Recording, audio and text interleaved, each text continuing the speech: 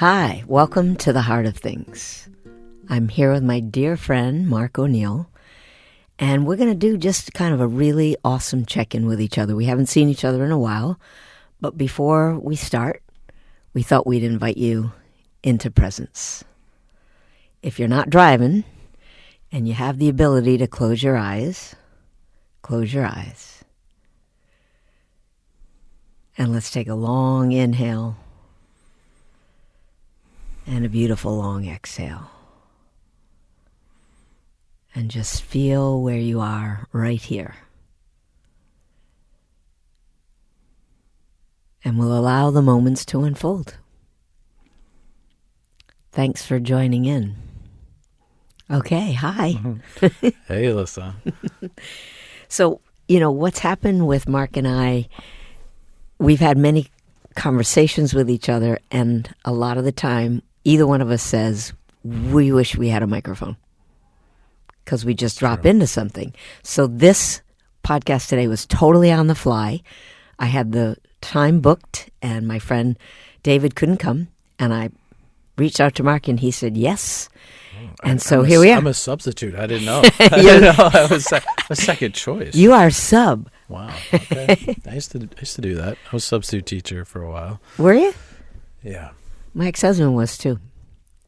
Not for too long, but I learned the amazing abilities of master teachers when you're a sub, and it's hard for you to control a room. And I had the great pleasure of subbing for someone who was a master teacher. This was in Vermont when I used to live there. And so she really cared about, she was, I don't know, it was a surgery. There was something, she was going to be out for like 6 weeks or something. So I went in there and I was in the classroom for a few days. And, she just had everybody wrapped, just full attention, like that perfect thing of someone who demands but they care. Mm-hmm. There was like former students that would come in like every day, to try to connect with her. And then I had the class because I didn't know what I was doing, and they knew I didn't know what I was doing. It was a very different experience. So I just really felt the, gratitude for someone who has that ability, because it's amazing what they can do and how they can, touch people. Were you able to find your voice and find your way? No. Not there. Not there, though. That was not going to be my thing. But that's interesting, though, right? Because, that's been part of the journey that's brought us together, is us trying to find our voices and put that out into the world. Oh, yeah. My memory of being a sub, this is funny. So Baron Baptiste was my teacher, and he's kind of a hotshot in the yoga world, Yep. And when I was in Cambridge and I was teaching at his studio, he would, when he was in town, because he lives in Utah, he would do a class. And so the room would be packed. And on 2 different occasions, I had to sub for him last minute. Wow. Okay. So the first time I did it, I just figured out, well, I'm going to have to speak to the elephant in the room, or these people are going to eat me alive. Right. And as soon as I entered the space, I said, how pissed are you? Everybody laughed. I was like, me too. Really me too. I wanted Baron to teach. And so let's, be pissed. Let's be pissed. He's not here.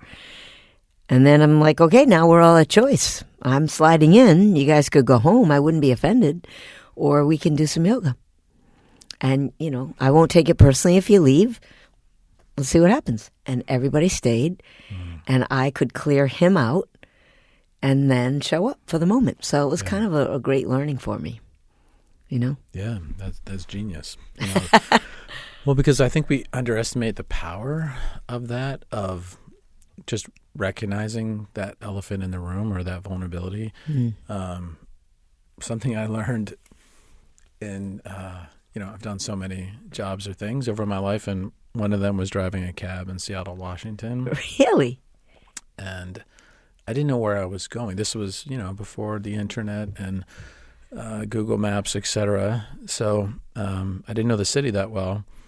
But what I learned was that if I asked someone how they'd like to go somewhere, they were super happy to tell me, right? And it's such like a flip, because normally people have this fear of a cab, back when people took cabs, that someone would run up the meter, they'd take the long way. It was always the assumption, right, that someone was going to, so they were excited to think they could go the way they wanted to go.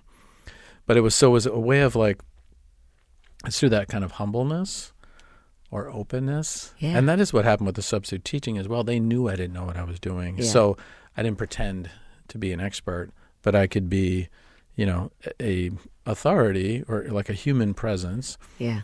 Right? I'm not this person, but hey, I'm here and this is what you got, and hey, let's do this. Right. But that, not having to be the expert, yeah, like that's really daunting what you're describing, where people are like showing up for this person who's not there all the time. And especially in that kind of world, here's this enlightened kind of being or space, and then you come in and just address that, right? Yeah, but I think people really appreciate just authenticity. When working with younger teachers, I've done a decent amount of training of teachers. Mm-hmm. I really love it, actually, and I was thinking about getting back into it. But one of the things that we would say is if you're trying to weave in any kind of spirituality or lesson or a quote or anything that's moved you, it's got to be sincere. Because if you're just trying to fill the space or impress people, they're going to see right through you. Yeah. So better to not say anything at all and just be about the teaching and the breath and, like that, or something that's really touched you and they'll feel it, even if you mess up, what you're saying or how you say it. Mm-hmm. But the sincerity and the, just being real in the space will land, So this is where we went to with being a sub. Shall we check in with each other? Yeah, well, actually, it's what I was thinking was right along the same line, what you were just sharing, which is, since, I've been on that journey of trying to figure out how to put my voice or thoughts in the world, and that's like going to be a podcast, right, or a book, a workshop, these things you've all actually encountered at some level, right? And I've decided through the iterations of this that I think where I feel the most clarity is in working with couples. Really? Yeah, which is a thing that I really wanted to avoid. Why did you want to avoid it? Because it's, when I did the work previously, it's painful because you're watching typically two people, good people with good hearts, with good intention, who just cannot cross that divide. And, it would remind me of my relationship, right, and the pain of that, and this similar feeling of people really wanting to be heard, and that pain that comes with feeling unseen and unheard, because what we're the way we're gauging that is based on what the other person does or doesn't do, right? So if we say this thing and it doesn't lead to this response, what it feels like is we're not being heard. And I thought, well, this is like torturous. Like I can't. Why would you want to do that? Exactly. I cannot do this. But in coming back into doing therapy, or doing that more regularly now, and working with couples, I had I had been a part of a workshop, like a CEU workshop, right, continuing education workshop, in which someone was using the skills of essentially active listening, right? So how you effectively communicate with someone through repeating, right? Listening, repeating. Are you familiar with active listening, right? Yeah. There's also something called therapeutic communication, which is what they teach nurses, which I've learned recently, which is active listening, but it's also asking open-ended questions. It's your body language. There's this curiosity about this person, right? When you're a nurse, you kind of have to read the verbal, nonverbal, and create that space where people are going to share information. It's much like a therapist, but that's not the term that they use. And she also integrated a mindfulness, or attempting to lower the threat level, essentially, right? So when people are on that triggered thing, they're so ready to like jump on the trigger, right? Whatever that is, the raised eyebrow, the tone, the story, like we're already kind of headed there. So that combo of lowering the threat level and using that kind of active listening where someone really knows they're being heard because they're literally hearing it, right? And so I decided to integrate that because I had taught active listening for years to volunteers who were going into people's homes, older adults who really needed to be listened to. So it's not someone telling their story and then you saying, oh, yeah, that happened to me. And, it's being able to ask more questions, right, when someone tells you that and really allowing them to speak. And when someone has been isolated, that's a pretty big thing, right? But it's true also in relationships. We can feel very isolated because we don't feel like we're being seen and heard. So I've been instituting that. How's it going? It's going well.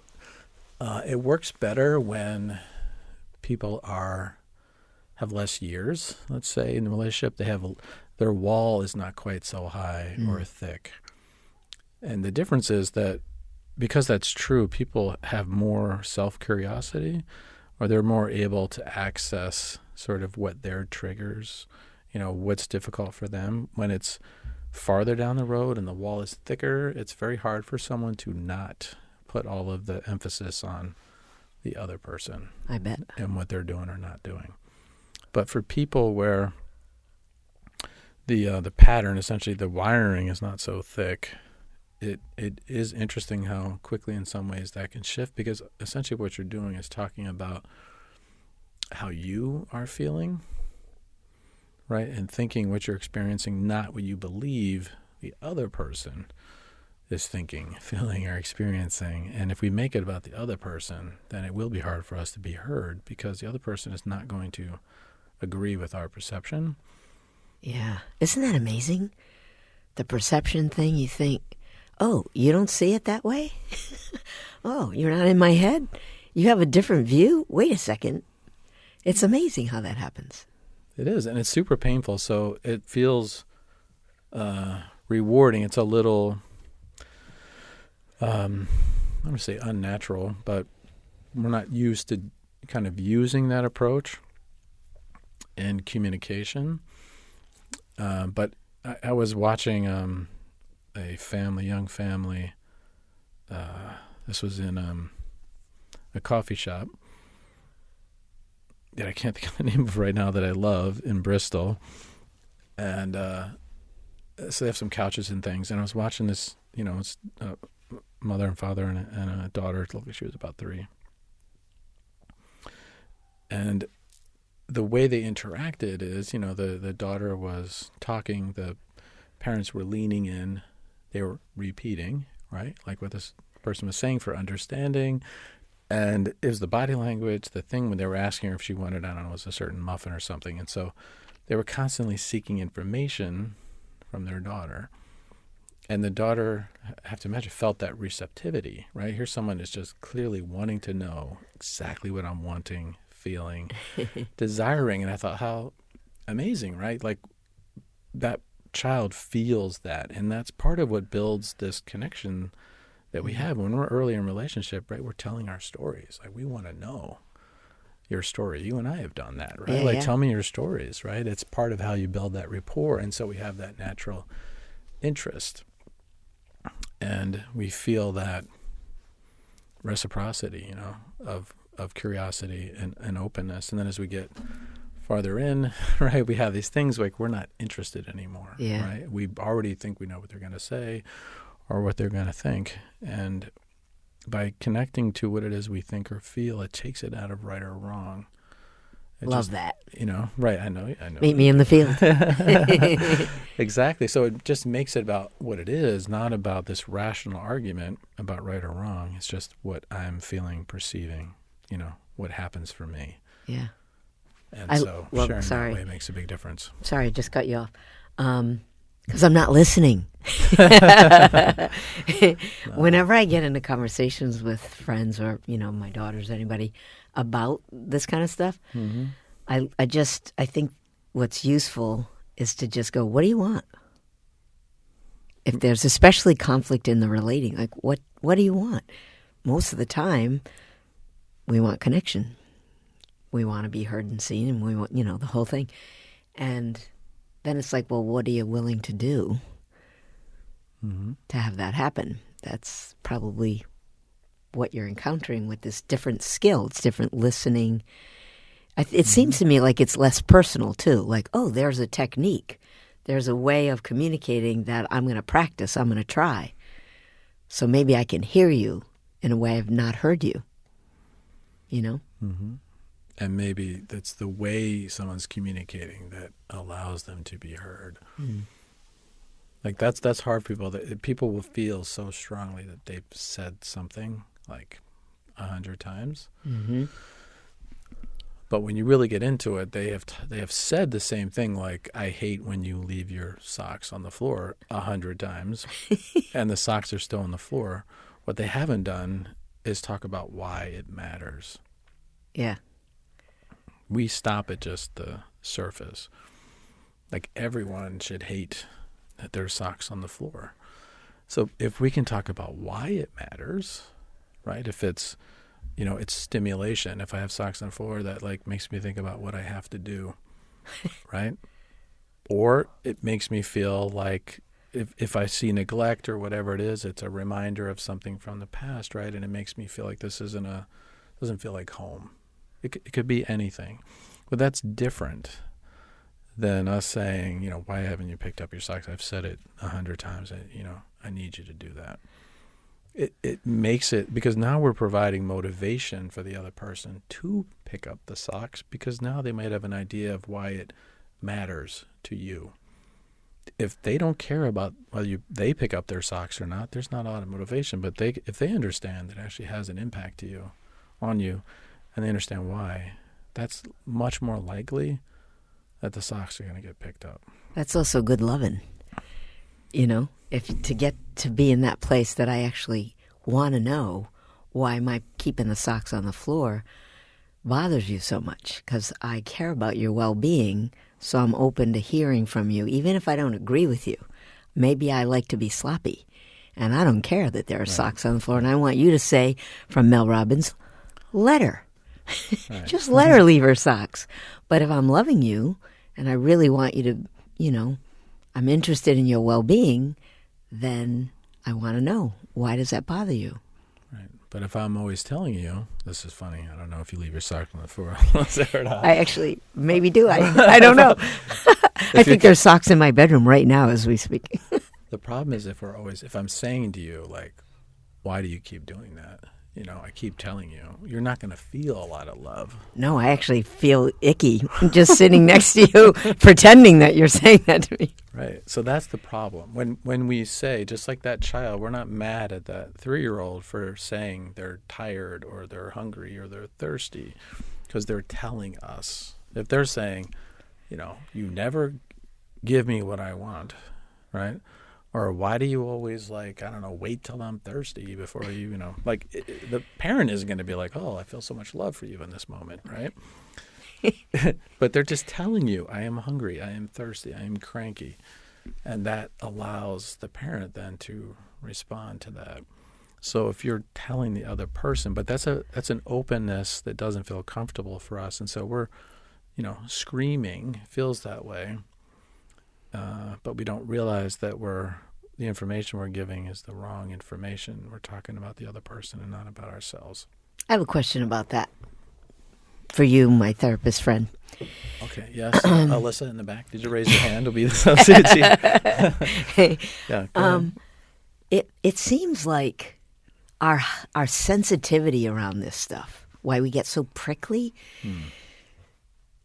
is that we don't want to be wrong. We don't want to mess up, right? It feels like I don't know, that's a pretty big statement to say about all people, but, I don't know. It just seems like, what's the big deal? Like, it's so, so you might mess up and be imperfect and not get it right, or, I don't know. I don't know. Was that a question or just an observation? I don't know what it is. Well, I think it's something that, I speak to a lot, because if you're talking about how you feel, you take it out of right or wrong. Yeah. If you make it about the rational argument, it will always be about right or wrong. Like, you shouldn't care about whether I have socks on the floor, right? Or why do you care about it? It's no big deal, right? And so it's the wrong argument. If you were to say to someone, why this is a challenge to you. And the other person almost, in my experience, never, but I'm sure it could happen, wouldn't say, well, you shouldn't care about that, right? Or you shouldn't feel upset or whatever it is. People tend to not do that. And if it's an emotion, whereas if you make the rational argument, it's always going to be different. And when I have people in the room, as soon as someone moves into an emotion, it changes where the focus is. Like you'll see the other person start to pay attention. Their eyes will stop wandering. You can see them stop, thinking about what they're going to respond, and they'll start paying attention to that person and listening, right? So it's because we've come to an openness that is allowing us to be seen, and that's the difference. If we make it about the thing, we can argue about it all day because there typically isn't a strict right or wrong. Yeah, and who wants to talk about socks anyway? Yeah, but it's all kinds of things. Totally. There are almost never these things that are really worthy of the intensity of the conversation. Yeah. But it represents something. Like was a husband that was hurt over the wife buying the wrong toilet paper. Legit? Really? Yeah. Because they brought that to therapy? Yeah, well, it came up. It's not Sorry. why they started therapy, but it came up because it felt like neglect. It felt like I like this and this matters, and you just chose not to do it. That's what it felt like. Wow. Yeah. So saying it feels that way is true, right? It feels that way. You're just sharing that perception. And again, it's toilet paper, but imagine that you could talk about why that matters, right? Like, I don't know, maybe they have a chafed bum, right? So having 2-ply or aloe, whatever the hell. Oh my God. Okay. Right? Come back. Well, I'm saying, but could be whatever it is. It's saying why it matters or why it feels that way. And so then it changes. Okay, now I know, it isn't just about this. It's this actually matters to this person that I care about. So it doesn't guarantee, but I would bet you the next time when they're shopping for toilet paper, or the husband could say it's so important, I'm going to order 8 months supply on Amazon, whatever, right? But their partner would have it more in their mind. It's kind of what makes a difference. And well, it's funny as we're having this conversation, I'm thinking this is ridiculous. Like that, I don't know whose voice that is. It's one of my. I don't know. This is ridiculous that we're still at this place with communicating with each other. It feels like we need a giant dope slap. Come on. Can't we do better? Come on. And, me included, I'm not exempt from this, but I have a little bit of that going on as I'm hearing you, and I'm hearing myself. Well, I get that. I think that because of that self-protection response, right, that we get so wired to focus on the things that, kind of keep that open communication from happening. So when that's constant or consistent, it keeps reinforcing that we shouldn't be open. It's really not that hard when you start doing it. Yeah. And it feels so much better that it's motivating. When I think about, so we fight for our terrible truths. When I think about, past relationships, think about my current relationship, which, the fires get extinguished quickly because they're communication. And it isn't, they're often hard things. It's not like these are simple. It's not toilet paper. That's actually a great line. The fires get extinguished more quickly because there's good communication. Right. You might write that down. Okay, we'll keep track of that. But it's true. It's like I say, you have to take away the oxygen. As soon as, I was working with a couple recently. I got a newer couple, and that saying, that seems like, an old saying, right, is to not go to bed angry, right, with someone. Mm-hmm. If you think about it from that perspective, it's like, you don't want to go to bed when the fire is in your fireplace, right? It's still going. You want to put it out, right? That's what helps you feel safe, right? Is to extinguish it. If you're not giving it oxygen, if it's not a problem, it won't be a problem. Like people, when they're doing it, they will have to think about what the fight was about. Yeah, yeah. Like they actually don't remember because they move through it. When someone isn't doing that, they will tell you every possible every detail about it. Because it wasn't that big a deal, right? Was the catalyst or trigger or whatever word you want to. Yeah, and then we move into whatever triggered conversation, right? And now we're like, oh, this is what this person really thinks or feels. Or we do it and we feel bad, too, because we're saying stuff that we don't necessarily believe, right? But we're in this triggered state. Yeah, like who said that? So it saves so much time and energy. Yeah. And it's exciting in some ways to do this with younger couples where you think about building a pattern, a way of doing this. This couple I was working with was, talking about concerns of, for their children and all this stuff. And I think like if you're going to do something wonderful for your kids, them growing up in a home in which there's effective, open communication and people are building that kind of love and environment, that's what more could you do for your kids, right? But to grow up in that kind of space, doesn't need to be perfect, doesn't mean there's not challenge, but growing up in a space where you feel this openness, and connection. What's coming to my mind is a story somebody told me a long time ago. It's just, I love little stories that kind of pop, and this is a young kid who comes home from, I think he's in kindergarten, and his mom is in the kitchen, and he says, "Are you okay?" He feels that she's not okay. He feels like she's sad or something. And she said, no, I'm fine. And let's make some cookies. She starts getting busy in the kitchen, and he's observing her, and he comes back a second time and says, "Mom, are you okay?" And she zips it up again. "No, I'm good," the whole thing. And goes in a third time and still doesn't reveal the truth. So this kid has his first lesson of not trusting his intuition. I don't know who told me that, but I was like, whoa, that's pretty big.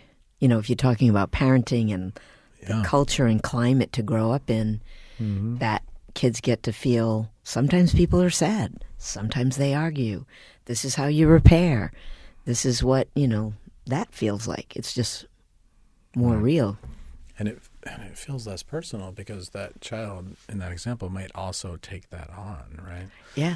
And feel some responsibility, right, or something. They got to make it better, whatever it is, right? When we share the information, it makes it less personal. Like just that, I'm having a bad day, or that's a good point. Like he could be, did I do something wrong, or I need to do something here? Yeah, which they will, because children, they need that environment to feel okay. So we're kind of programmed to do that. I was just thinking about an example of what I'm talking about from another couple I've worked with, where the one of the spouses was having like a heated exchange with a parent, not crazy but heightened, and their partner was really bothered by that. But what they focused on was talking about what their partner should or shouldn't do, right? Or how they should approach things. But when we talked about it in session, what the person got to was that in their childhood, not to go all Freudian, but, Freud had some things right, that when their parent got into this heightened state, they felt a loss of love, right? They felt distance, like that person was going to go away. And so they were able to communicate that information that, again, it wasn't about the other person. It was like, this is what happens for me when this occurs. That's so great. And the response was, that's motivating to me. This about to do something different. So even if it's going into another room. Totally. It's less personal, too, also. Exactly. Yeah. Like that's the key, because it feels love that. so personal without that information. Like just for that kid. Yeah. There's no way it doesn't feel personal. Yeah. To us. Wow. Anyway. Well, per usual, we open up a conversation, Mark. I'm looking at the time. I would say, in a couple of sentences, a nugget from what you just offered about the listening and working with couples, a takeaway for people who are in a place where they're kind of in a block in either something to say or some kind of a action that you've noticed is a nugget, like, it's really helpful. I'm putting you on the spot, sorry. Well, no, I think the simplest thing, it's hard to do, but is to talk about what you're feeling or experiencing, not what the other person is doing. Bingo. Brilliant. And even if you're saying, when you do this, yeah, or when this occurs, this is what I feel. Yeah, when you're acting like a schmuck, this is what... Sorry. Sorry, we digress. But it's because then you're getting it right or wrong. You're just saying, yep, this is talking about yourself much more effective. You will much more likely be heard. Right on. Thank you, sir. That's awesome. Thanks for, thank you. Thanks for calling me out of the bullpen here. Yeah, thanks for being spontaneous. I know. Right on. I was very intentional about that. Yeah. Following your lead. Cool beans. Well, you guys listening, thanks so much for tuning in. Until the next time, take really good care of yourself.